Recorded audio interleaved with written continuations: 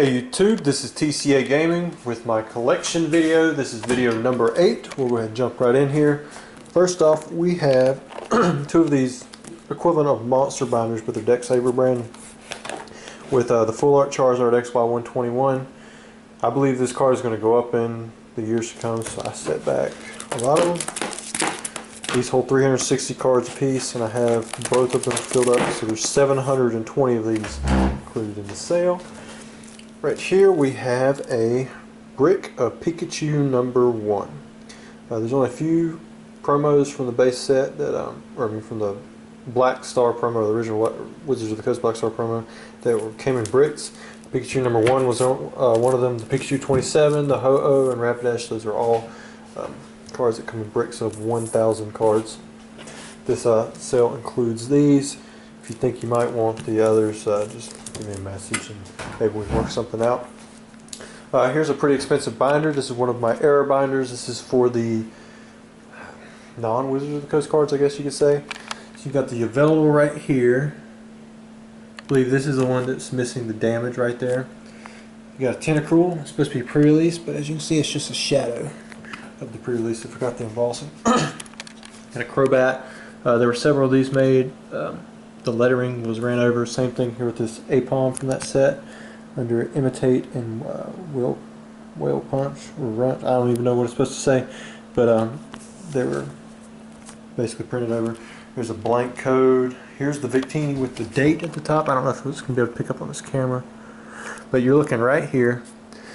I don't know if you can see it, but there's a date printed upside down on all of them. You could probably look it up on eBay if you're concerned about it. These are all the upside down backside breaks from Breakthrough. I kept lots of them. There's Raichu, got a whole page of them. Rack break, got Zoroark break, got the Florgas break, Novaburn. Next up we have Full Art Charizard from Flashfire. I believe this is a great artwork. It was the first textured Full Art Charizard EX printed. I just think it's going to continue to go up in price. I set back lots of these. One day I think these will be worth quite a bit. This is a Mega Venusaur EX from Generations. I saved these specifically over the ones from XY base set because you can get all three in Generations. So you've got the Blastoise as well. And then here's the Mega Charizard EX from Generations. Got lots of these. Next up we've got the Full Art Mega Charizard EX from Evolutions. Again, I think this is going to be a really expensive card in time. It was the only textured Full Art Mega starters that you could get. Got the Blastoise. And then finally the Venusaur. Because most of these cards are priced pretty high. I mean, you got a good bit of money sitting in this binder.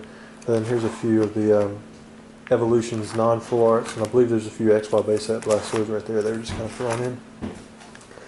Next up, we have these super jumbo cards. Here's the Charmeleon.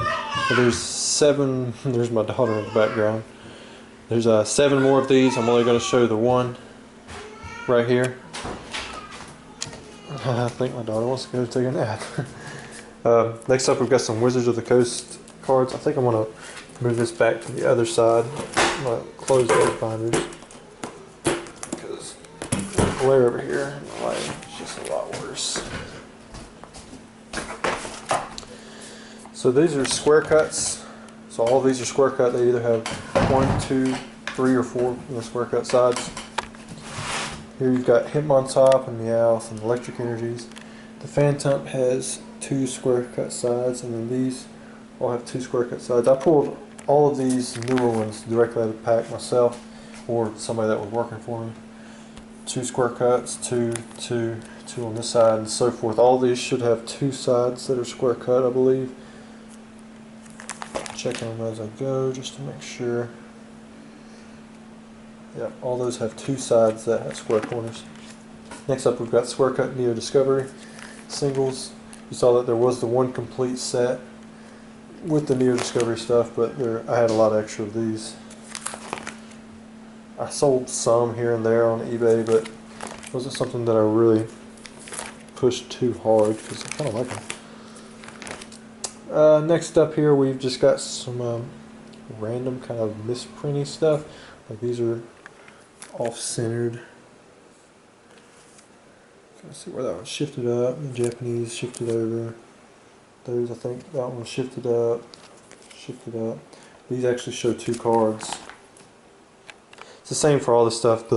I'll just try to focus on some of the bigger ones. Like all these EXs from Generations, for whatever reason they were shifted, I guess, down, and they showed a second card on there.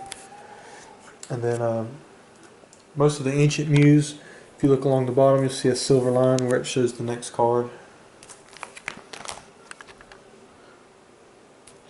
It's the same with all that stuff. I'll point out if there's something drastically different than the others. I mean, all these Primal Clash cards, I mean, they don't even show the top of the card up there. It's cut off. There was a few complete sets I could have made, or I did make with the commons.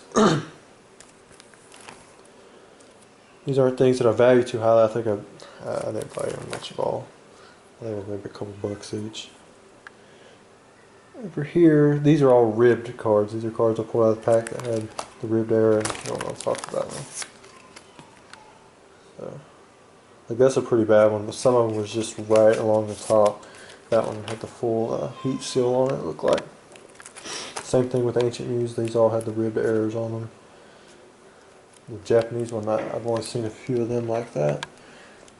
If you can't tell, these are like really light printed gray stamp Team Rocket Hollows. For whatever reason, there was I guess maybe a very small print run that had that. And then some of these, they're missing color. The only reason I put these in here instead of like the sun faded cards because I pulled these and a few others, so I know that they were not sun faded, and it only applied to the borders. I mean, it didn't affect the card. It wasn't like a straight line across. I mean, it'd be nearly impossible to do that with by sun fading. And these, it was the whole entire card, and it was almost a set of them, but not quite. Over here, we've just got some other kind of printing color defects and stuff, and here's another one of those wrinkle cards. If you watch the one with the Aquapolis stuff, it's right here. It's actually where the foil is wrinkled up. Certain cards like these that had color foiling issues, like this one's a rock type and this one's fire type. Over here you've got like, these were pulled out of packs. I guess it was just some kind of ink smear, and it happened on 2 of them. This one's like a gray printed Pidgeotto. This one might be hard to tell, but the embossing is offset. Okay, so right here, if you can see it, it's shifted over where it's shining. Like it's supposed to be right here, but it's off to the side, off to the left. The entire embossing is just shifted. I've only seen a few of those before. These are those Magikarps that were the misprints, and it has the errors or the regular. So if you look at it, I'm gonna try to zoom in here. It's a circle common, but on the back side I put the, there we go. Oh, I was on the wrong one. I was like, wait a second. The uncommon version. It's like all on the front here you've got the regular commons, and then on the back side you have the uncommon, and that did happen in both the reverse hollow and the regular. These Merrills here, I believe, some kind of error. Oh yeah, I think it has to do with the retreat cost. Like there's no retreat cost on these, and then these do have the retreat cost. Same thing with the Ghastly. Some are common, some are uncommon. See if we'll zoom in. It's having trouble. So that's the dot. That's the common. And then on the back side, you can see that these are uncommon. The combustion errors, most people don't know about them. Stage 2 and then Stage 1. I think the difference was the 2004s were corrected in the trainer decks. Here's some original blanks. I know these ones up top are real. The ones without borders, you can't really prove that those are real because anybody could do that. But these you could examine and know for sure that they are real. It's one of the original Wizard of the Coast blanks. Some cards I picked off people, blank or weird codes that just had issues with them. That's just some other cards. Alright, and the last binder that I'm going to show for this video is actually probably the most expensive binder that I have. Even more expensive than the e-reader one. There's a lot of cool stuff in here. This may take a little bit to go through. Hopefully you enjoy it. So this is the glossy Gotta Mew. It has the English Mew number 8, but it's in Japanese stock and it's glossy. It's actually unpeeled. Got another Junior Railroad Meowth. It's non-hollow. Another Dark Arbok with the Wizard stock. So on this page 1, it's just these 4 cards right here. What I'd do is I'd put one of each that I have in the binder, then I have the duplicates like in later pages. So that's a first edition Red Cheeks Pikachu. That's the Ghost Pikachu with the stamp that's only partially there. And then this is 2 sealed Machamps. One is thin and one is thick. So on this first page, this is all first edition Red Cheek Pikachus. Got 13 of those, and then we've got another 2 sealed Machamps. Next up, we have a first edition base set. There's nothing in terrible condition in here, but this isn't. The hollows, they kind of range from excellent to near mint. The Charizard is like a light near mint, which I can go through condition for each card if I needed to. But most of the non-hollows are pretty close to gradable condition. I plan on submitting those if I continued with my PSA collection. So this is just an extra first edition set. This is not the one that has already been shown. It's the second one. Here we've got an Arrow Ninetales, and then we have some, I don't know if you can tell, but these are E3 Pikachus, or that one is, that's a sealed E3 Pikachu. This is the best CD sealed Shadowless Pikachu, so it's Japanese stock. Got the Shadowless Red Cheeks. I don't know that. Oh yeah, it was just those 4. So this page is all the unlimited Red Cheeks Pikachus. This next page has 6 of the sealed E3 Pikachus, which I've sent off several of these and gotten back PSA 10s. So those are all worth quite a bit. And then there's another Ninetales with the no damage 80. Neither one of those are mint, but neither one of them are terrible. Well, I'd probably say this one's excellent played, and the other one's probably closer to an excellent near mint. And here's some more of these the best CD Japanese sealed Shadowless Pikachu. Here we've got the Pikachu Poketour and the Pikachu E3, as well as the 1999-2000 theme deck Pokemon card or whatever. It has Pokemon back on it. I'll just have a glance that in there. The Arrow War Turtle.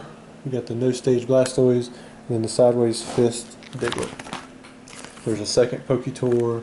There's some different Machamps. I kind of sold out on my Machamp collection, so this probably is just a few of the variations, but not all of them. There's like the Galaxy. There's a second Arrow War Turtle.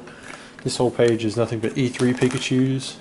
There's 10 of those, another 5 Digletts with the Sideways Fist energy. Here you've got the Arrow Venonat and the Arrow Butterfree with the first edition thing, and then this is the one with the line along the side there. So you got 9 of those Butterfree. Here we have another complete Arrow Hollow set for the Jungle No Symbol, plus a Meowth gold border. And then these are those 4 1999-2000 fossil cards I said were missing from the set. That's what all 4 of those are. This is a W stamped collection set. And these were weird. These had the Mewtwo number 14 insert, but it was the number 2, 3, and 4, and 5 cards. And then there's another Dragonite number 5, which was, I think it had something weird going on with that. And this one actually has no intake in it, and it's still sealed. This is the first edition Arrow Pikachu. There's the French first edition, or the French Game Boy Meowth holographic. And then it's the reverse, has a different flap from the sealed French one. This one has an extra insert. These are just random things, like there's a Gotta Mew, there's a no HP Dark Persian, pre-releases right there, got the gold and the brown, plus the Gyarados, Seadra, and the Clefable.